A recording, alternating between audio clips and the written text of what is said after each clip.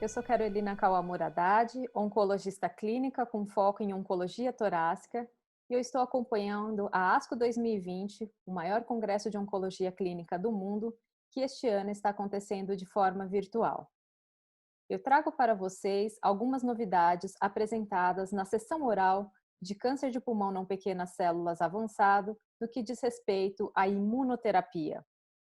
Eu gostaria de destacar 3 estudos. O primeiro deles é o CheckMate 9LA, um estudo de fase 3, randomizado, controlado e multicêntrico, que avaliou pacientes com câncer de pulmão não pequenas células EGFR-ALK negativos e randomizou 719 pacientes para receberem, no braço experimental, uma combinação de dupla de platina por 2 ciclos, acompanhado de nivolumab 360 mg a cada 3 semanas e ipilimumab 1 mg por quilo a cada 6 semanas por até 2 anos ou até toxicidade limitante. No braço controle, os pacientes receberam uma quimioterapia convencional dupla de platina por 4 ciclos. Para histologia não escamosa, o pemetrexed de manutenção era permitido.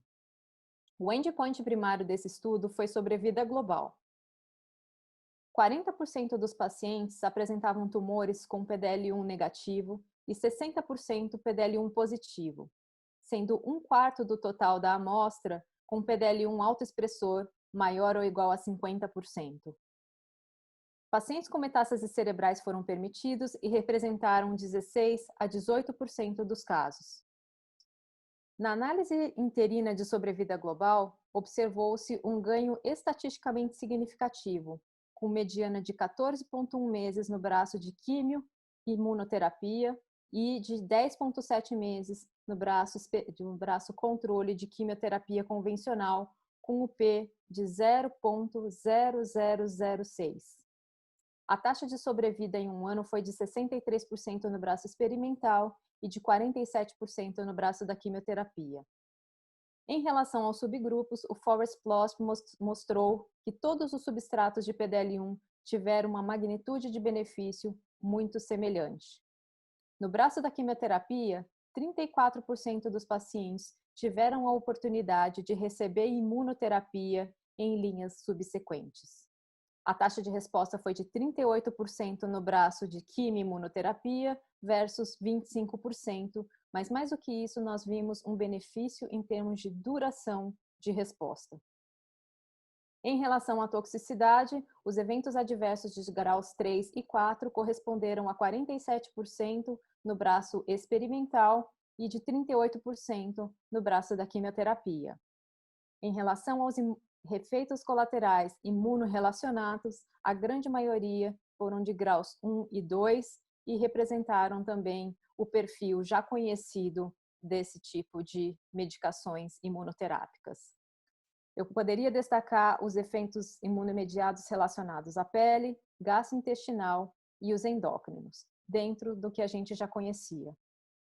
Portanto, este estudo de fase 3 coloca mais uma opção de tratamento para o câncer de pulmão de não pequenas células avançado, combinando quimioterapia protraída, ou seja, por apenas 2 ciclos, associada a uma dupla imunoterapia, com benefícios que parecem ser duradouras, mas é claro que a gente ainda tem um tempo de segmento curto nesse estudo. Mas aqui está mais uma opção com base em estudo de fase 3 e que nos mostra este benefício. O segundo estudo é o BR34, um estudo também multicêntrico que incluiu pacientes em centros no Canadá e na Austrália, também avaliando pacientes com câncer de pulmão não pequenas células, EGFR-ALK negativos. 301 pacientes nesse estudo e que receberam no braço controle a combinação do anti-PDL1 durvalumab associada ao anti-CTLA4 tremelimumab. No braço experimental, os pacientes receberam essa mesma combinação dupla de imunoterapia associada a uma dupla de platina, uma quimioterapia convencional. O endpoint primário do estudo foi sobrevida global e esse estudo se mostrou negativo, ou seja, não houve ganho de sobrevida global quando se adicionou quimioterapia com a dupla imunoterapia com durvalumab e tremelimumab em relação à imunoterapia isoladamente. Mesmo avaliando biomarcadores como BTMB e PDL1 separadamente ou em conjunto, não se conseguiu observar ou destacar um subgrupo que pudesse ter um melhor benefício dessa estratégia. O BTNB foi avaliado no plasma dos pacientes e aqueles que tinham mais do que 20 mutações por megabase de genoma avaliado tinham melhores desfechos do que aqueles que tinham BTNB menor do que 20.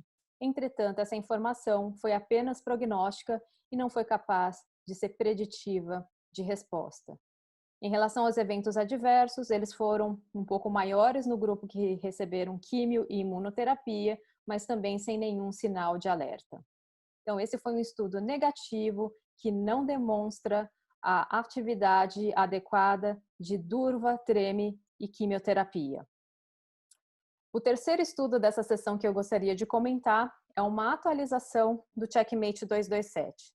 O Checkmate 227 é um estudo de fase 3 que também avaliou essa população de câncer de pulmão não pequenas células EGFR e ALK negativos. Era um estudo bastante grande, complexo, de 6 braços e com vários endpoints. Um dos endpoints foi atingido e levou a agência regulatória norte-americana recentemente a aprovar a combinação de ipilimumab com nivolumab, já que um dos endpoints era o aumento de sobrevida global para a população com PDL1 positivo. Então, aqui nós vamos ver uma análise, uma atualização desses dados. Lembrar que, apesar do endpoint ter sido desenhado para os PDL1 positivos, pelo menos nessa análise do braço de ipinivo versus químio, aquela população com PDL1 negativo também teve benefício bastante semelhante à população positiva. E esses dados também foram atualizados aqui. A taxa de sobrevida em 3 anos no grupo de PDL1 positivo foi de 33% versus 22% e começa a nos dar um sinal desses benefícios de mais longo prazo que a gente gosta de ver com o tratamento com a imunoterapia. As respostas foram extremamente duradouras no braço da imunoterapia, com 23,2 meses de mediana de duração de resposta versus apenas 6,7 meses no braço da quimioterapia. A taxa de resposta permaneceu em 36% versus 30%, e lembrar que 76% dos pacientes no braço da quimioterapia tiveram a oportunidade de receber imunoterapia em linhas subsequentes. Em 3 anos, havia 38% dos pacientes com PDL1 positivo ainda em resposta com o ipinivo versus apenas 4% no grupo da quimioterapia. No subgrupo PDL1 negativo, esse número foi de 34% na imuno versus 0% na quimioterapia. Aqueles que mantinham resposta, seja parcial ou completa, em 6 meses de tratamento, tiveram desfechos bastante interessantes em 3 anos. A taxa de sobrevida global em 3 anos foi de 70% para os PDL1 positivos e de 82% para os PDL1 negativos. Então, esse estudo também corrobora aí mais uma opção da combinação de imunoterapia sem quimioterapia, associando ipilimumab, um anti-CTLA-4, com o nivolumab, um anti-PD-1, para o tratamento do câncer de pulmão não pequenas células avançado, EGFR e ALK negativos e, de acordo com o endpoint do estudo, PDL1 acima de 1%. Então, vejam só que agora nós temos várias opções de tratamento e a grande pergunta é: como eu faço para escolher o tratamento de primeira linha do meu paciente? Eu conseguiria enumerar pelo menos 7 opções após essas apresentações. Nós já temos os dados consolidados de pembrolizumab como monoterapia para os tumores com EGFR ALK negativos e PDL1 acima de 1%, com base nos estudos Keynote 042 e Keynote 024. Nós temos também a opção recentemente aprovada pela Agência Regulatória Norte-Americana de atezolizumab como monoterapia, um anti-PDL1, também para a população alta expressora PDL1 high. Essa também é um dado baseado em estudo de fase 3.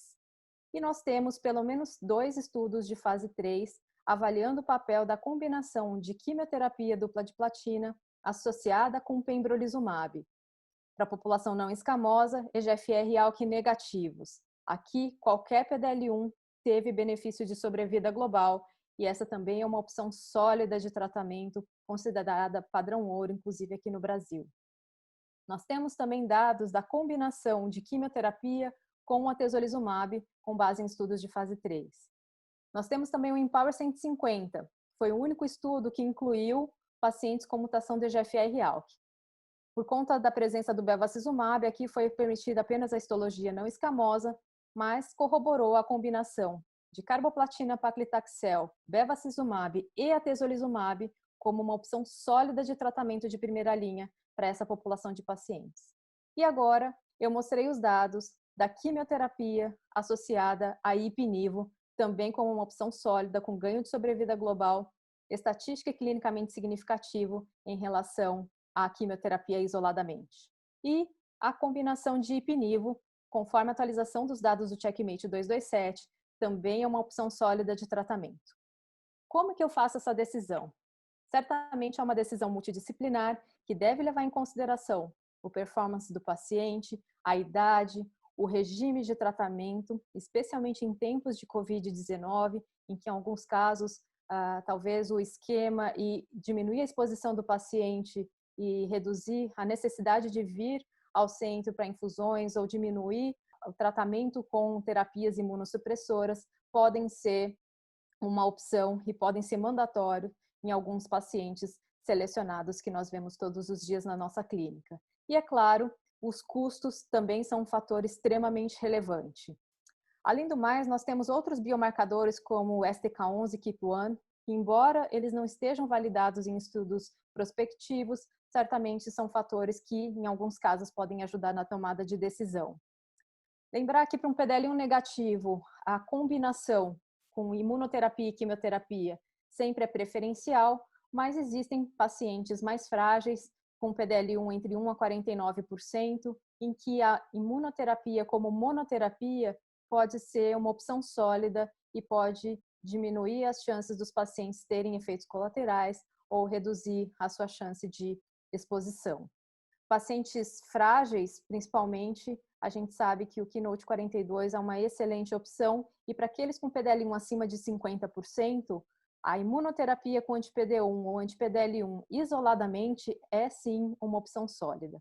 É claro que nós temos combinações para todos os estratos de PDL1 e a combinação de ipi/nivo está aprovada, pelo menos nos Estados Unidos, para PDL1 acima de 1%, mas nós vimos que todos os substratos de PDL1 podem ter benefício dessa combinação e nós não sabemos ainda como que a agência regulatória brasileira vai se comportar. Então aqui, um leque grande de opções, isso nos deixa bastante entusiasmados, oncologistas torácicos, já que é tão desafiador tratar câncer de pulmão, e agora nós temos aí uma série de opções, uma série de combinações em que a gente pode escolher o melhor perfil de paciente e encaixar com o melhor tipo de tratamento, especialmente aí também o Covid-19 é um fator que deve ser levado em consideração e que a gente deve pensar sempre que possível em tentar diminuir a exposição a agentes imunossupressores. Muito obrigada.